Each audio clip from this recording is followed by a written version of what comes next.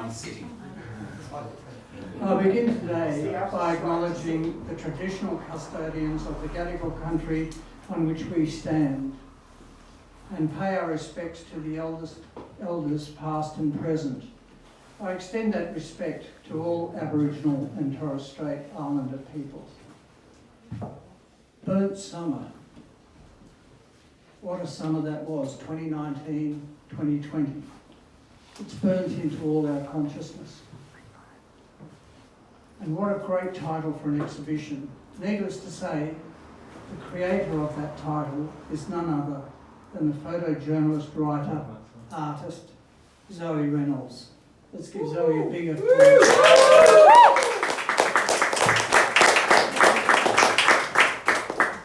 I welcome Zoe back to Gallery East for her 5th exhibition, and in my opinion, this exhibition is the most important of them all. Also, I believe, if we don't tackle climate change now, every other major disaster in the world will become more of a disaster. Yay. In 2016, the International Panel on Climate Change said at the current rate of emissions, we would witness catastrophic weather conditions in 12 years. Our own burnt summer happened 4 years after that announcement. The current floods along the east coast of Australia is happening 6 years after that announcement. Not to mention extreme climate events throughout the world and some of the Pacific Islands under the threat of rising sea levels. Around the year 2000, artists avoided making work about climate change because it would downplay their art and it wouldn't sell. True. Now it is the opposite. It is the artists who are in the best position to speak loudly about the climate change with well-informed scientific backup. Artists today are not afraid of the status quo and can work experimentally and radically outside of top-down propaganda. Zoe is one of those artists. This exhibition is totally in step with contemporary art. In Zoe's art, we look unflinchingly at the aftermath of a catastrophic disaster on wildlife and the wilderness. Burnt Summer is a carefully considered exhibition, bringing in a tribal warrior for a smoking ceremony, the voices of tomorrow with young children's art into the gallery, and thankfully, some hope for the future. Her regrowth works behind me here are the hopeful masterpieces of this exhibition. Photographed a few weeks after the fires had passed through, she deliberately framed them in the camera so that later she could position the scorched trunk of each regrowth into a vase, creating a still life, literally a still alive. She then selectively painted onto the photographic image, which in turn made each work an original artwork. I congratulate Zoe wholeheartedly for her vision, her technique, and for speaking out. Yay. Thank you, Zoe.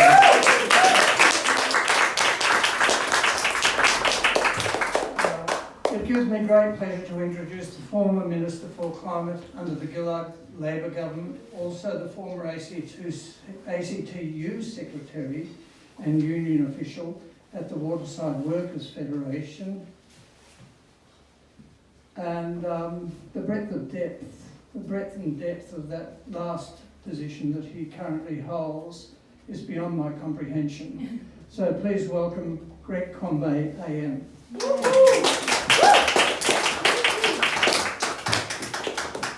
Thank you, Greg, and welcome to everyone. Congratulations, Zoe. One really important fact for this evening that I'd like to take on board is that Greg and I were both named after Gregory Peck.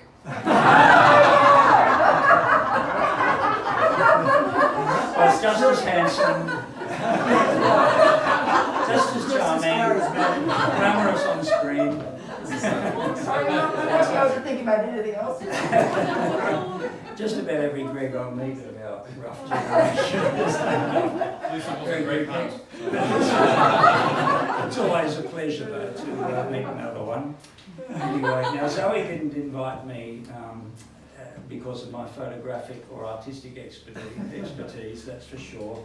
And Greg's given a really lovely explanation of what she's undertaken with really a beautiful exhibition, I think. I love the photographs and the techniques that she has used, and I think they speak really very powerfully. And so congratulations, Zoe.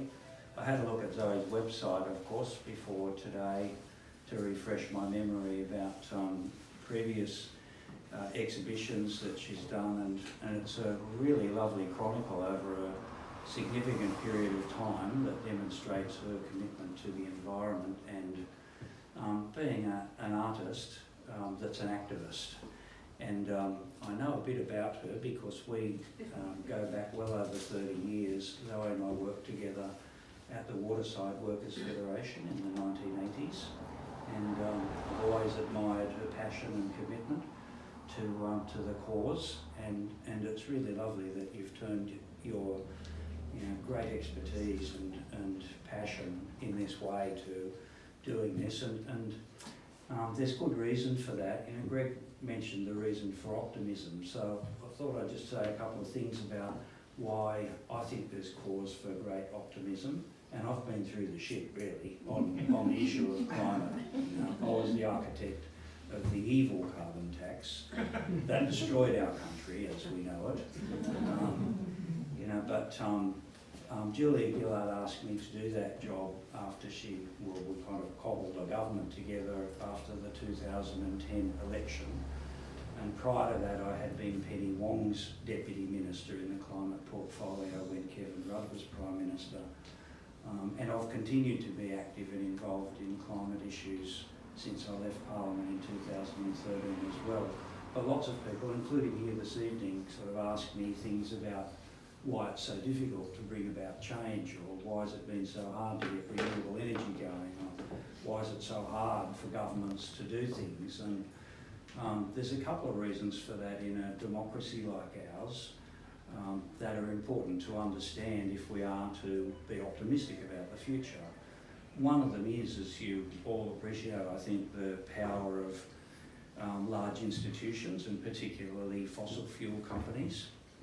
They are very powerful, have been for many, many years, and of course they've fought very hard to defend their interest in the economy and defend their profits and all the obvious things.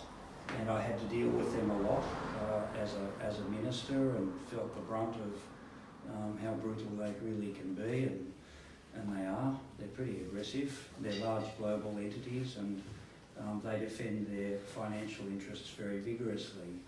But ultimately, that's not the main thing.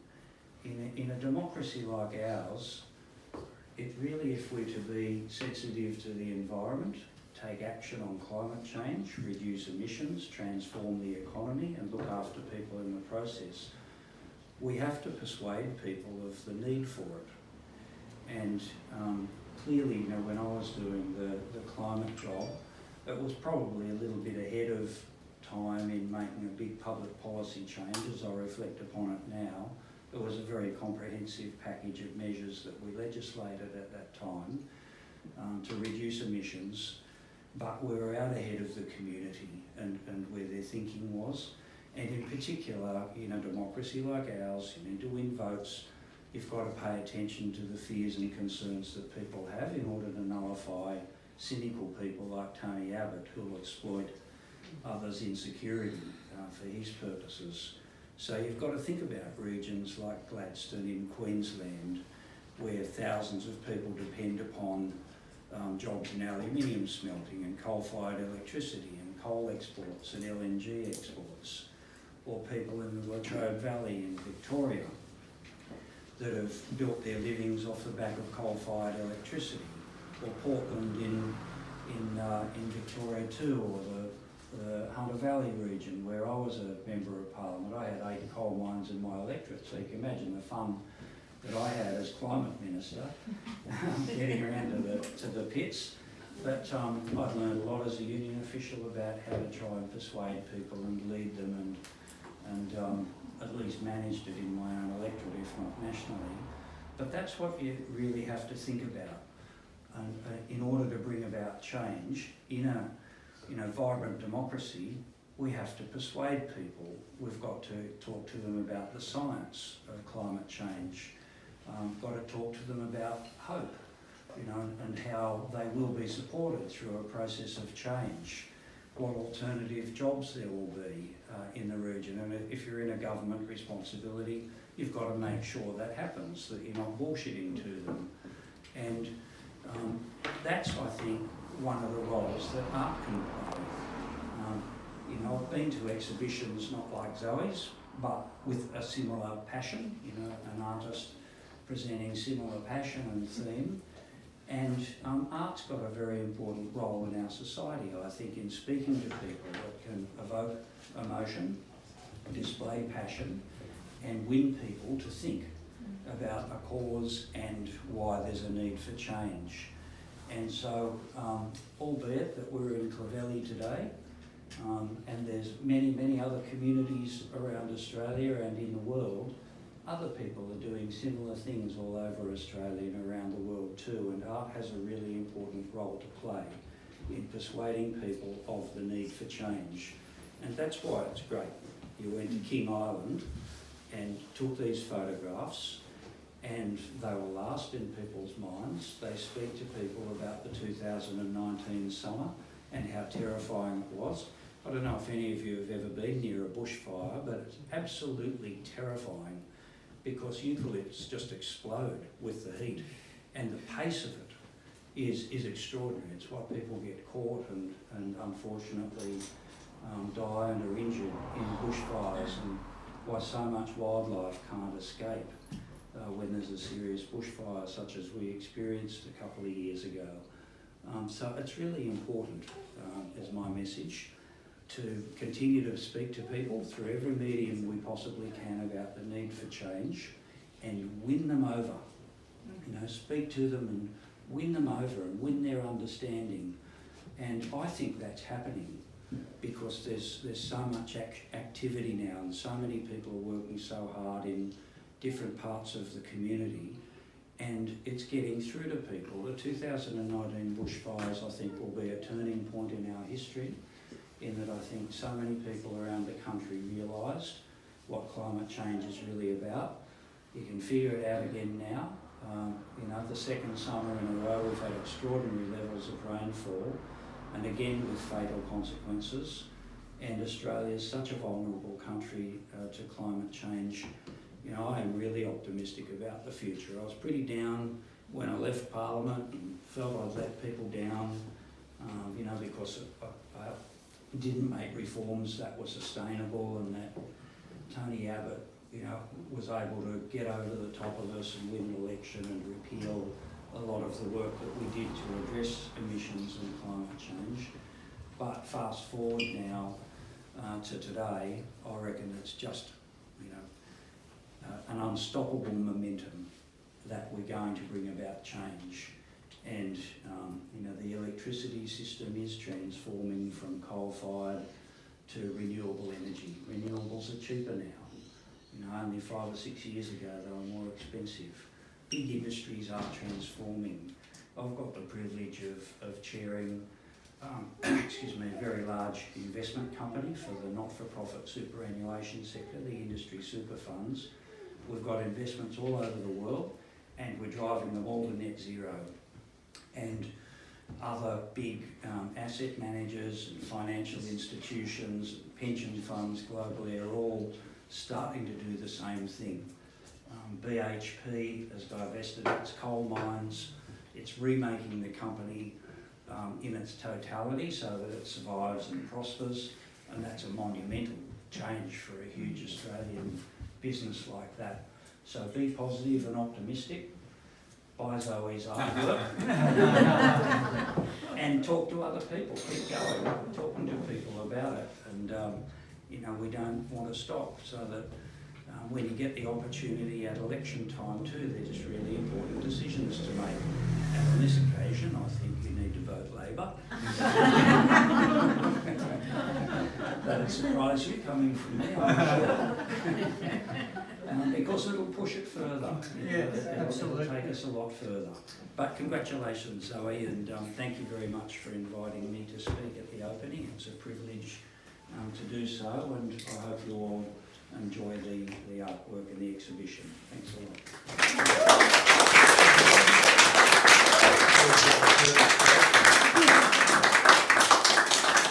Thank you very much, Dave. Speaking about energy and energy saving, these are LED lights up here. They're 75% more efficient than incandescent lights. So if you're going to replace the light bulb, use LED. Next I'd like to introduce Zoe, who would like to say a few words about her work and maybe something about the other artists' work in the exhibition and the book. Zoe Reynolds. Thank you. Okay, I'll start off by saying that there's a tradition that an artist, when you have an exhibition, you buy a new dress. So I went to buy a new dress and I bought a raincoat instead. A red raincoat. And I hope it's reconciling fire and water, which is very much about what this is about. I'd also like to recognise the Gadigal people and the, I might mispronounce this, the Kaurna people of the Kangaroo Island area. The Kangaroo Island people were actually the first climate refugees, so I've read. The island was disconnected from the mainland during one of the end of the Ice Age about 10,000 years ago. And it was repopulated later by sealers who kidnapped women from Tasmania and the mainland and had them as their sex slaves. And a lot of them tried to escape and drowned and washed up in mainland South Australia. So it was a very brutal history, and Kangaroo Island came to be known in their language as the Island of the Dead. And of course in 2020 it was once again the Island of the Dead, or half of it was burnt to the ground, and that half was the native fauna and flora. In Black Summer nationally, the World Wildlife Federation commissioned a Sydney University study that estimated something like 3 billion native animals were in the pathway of the fires.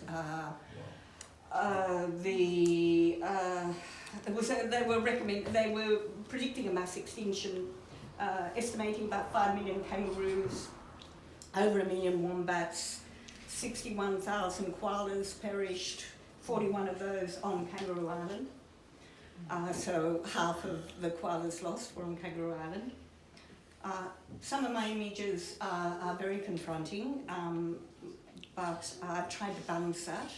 When I arrived in Kangaroo Island, the worst was over. It was after the fires.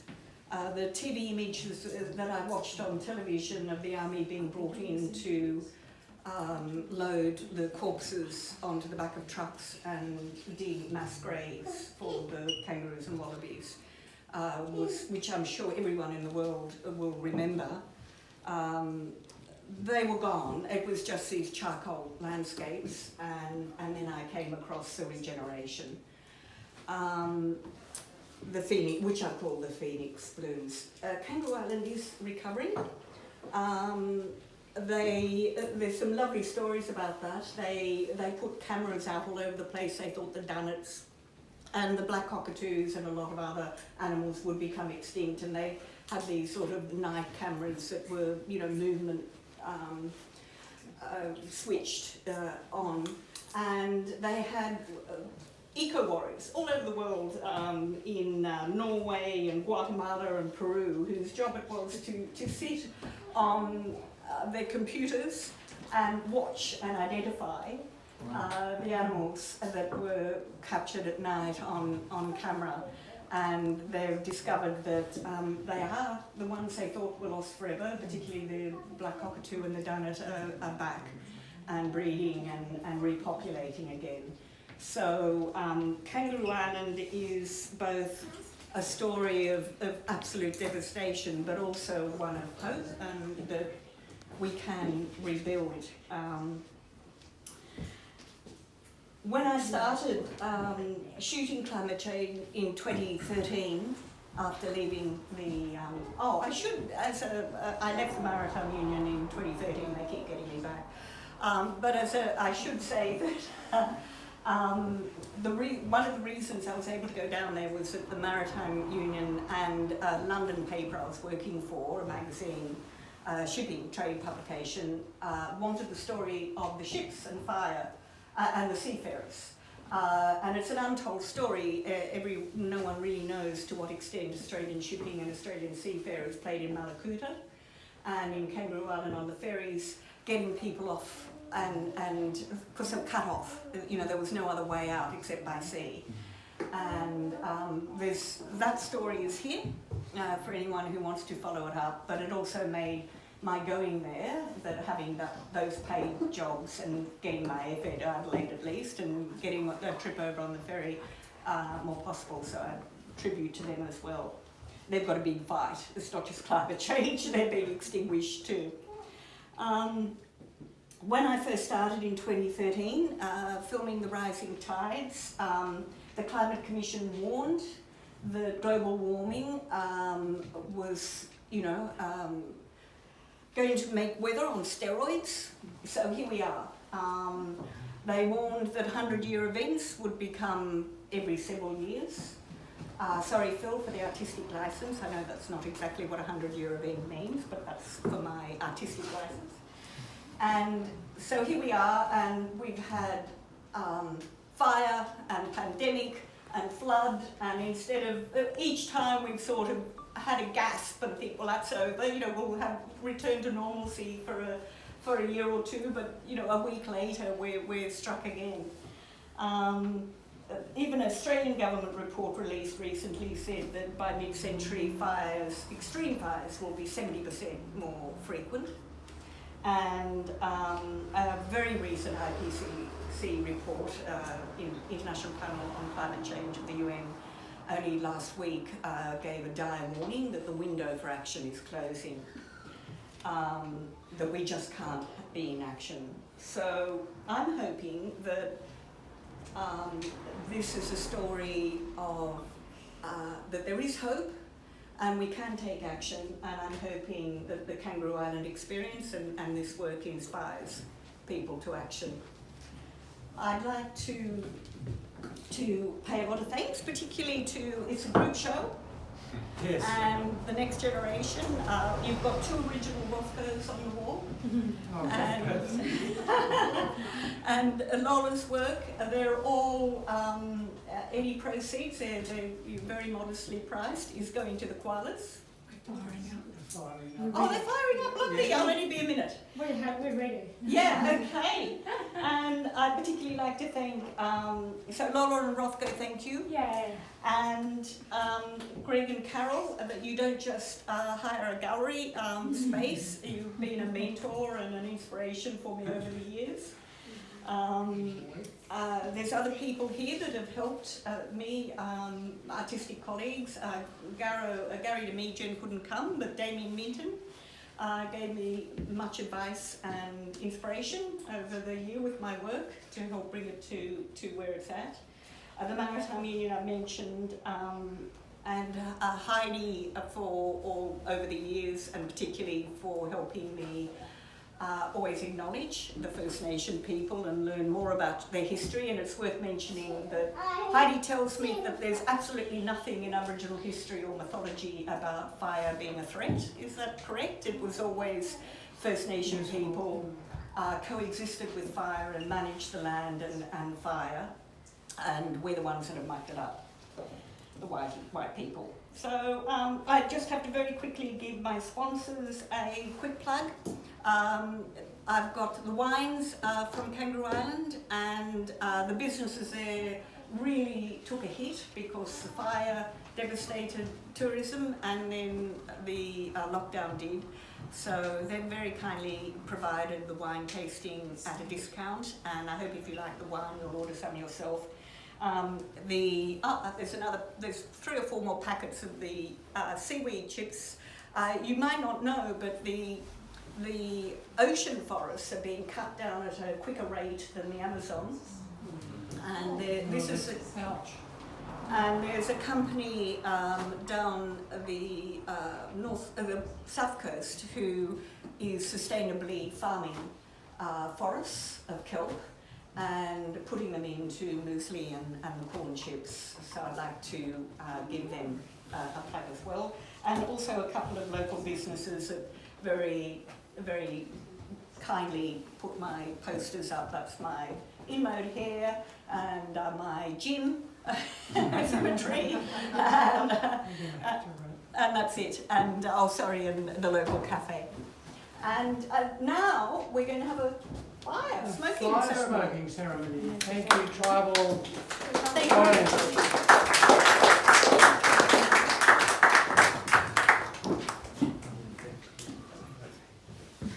And I'd like to thank Chris Combet.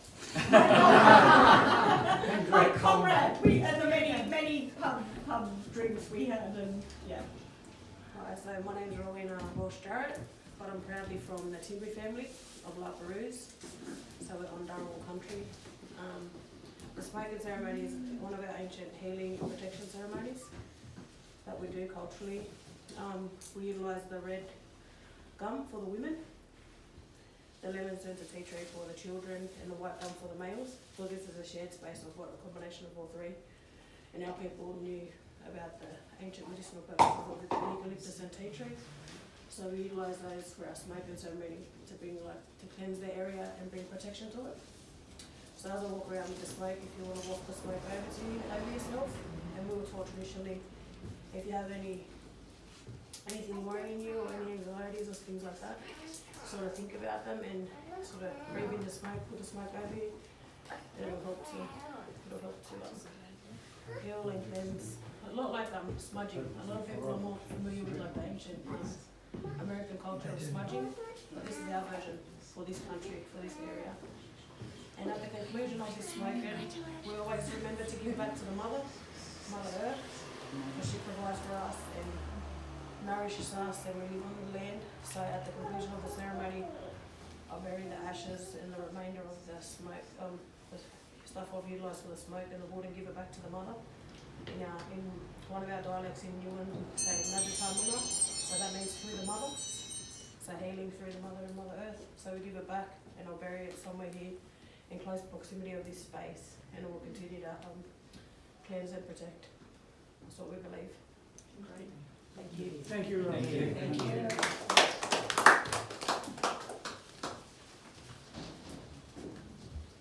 Don't be ashamed, go in and breathe it in. Done heaps of these, and I've seen heaps of these my whole life growing up. Bring on you. But generally the smoke will go where it needs to go. Is that Heidi? How you going, Heidi? Some smoke, sis.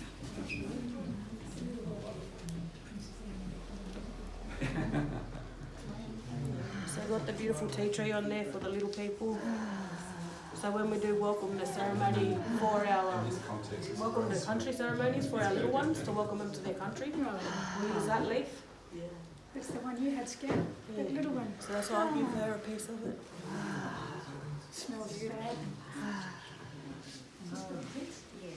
Yeah, keep it for 'em. Bend it, if you like snap the leaves, you can smell the lemon in it. So it's a lemon scented tea tree. That's a special piece. Oh, okay, lemon scented tea tree. Yeah.